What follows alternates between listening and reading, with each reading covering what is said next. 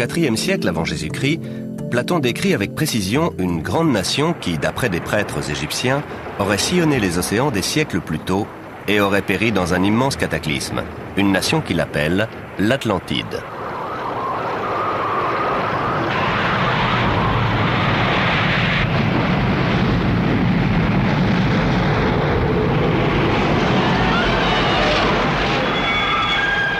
L'Atlantide, un grand cataclysme.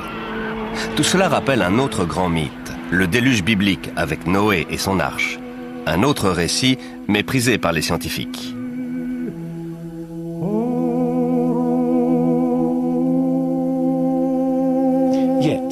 En qualifiant le déluge et l'arche de Noé de fables, les scientifiques ignorent tout simplement le fait qu'il existe des centaines de mythes analogues dans le monde.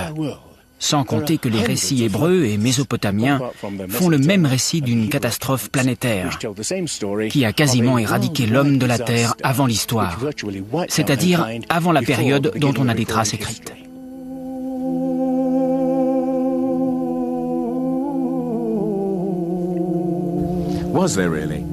Y a-t-il vraiment eu un déluge?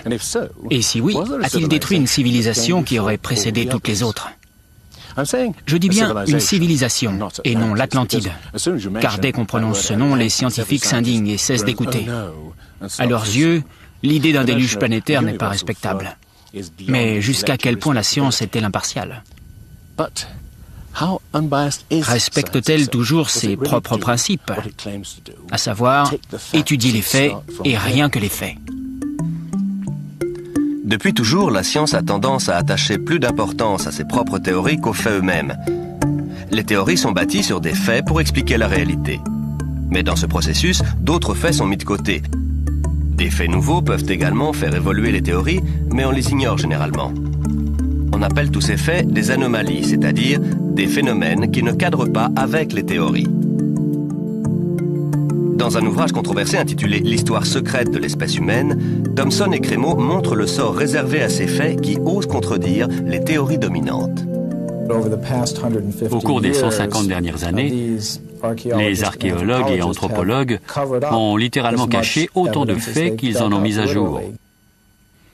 On appelle ça le filtrage des connaissances. C'est une caractéristique fondamentale de la science et même de la nature humaine. L'homme a tendance à mettre de côté ce qui ne cadre pas. En matière de science, on s'aperçoit que les faits qui ne cadrent pas avec le paradigme admis sont souvent éliminés. On ne les enseigne pas, on n'en débat pas. Mais les personnes ayant fait des études scientifiques n'en entendent généralement pas parler.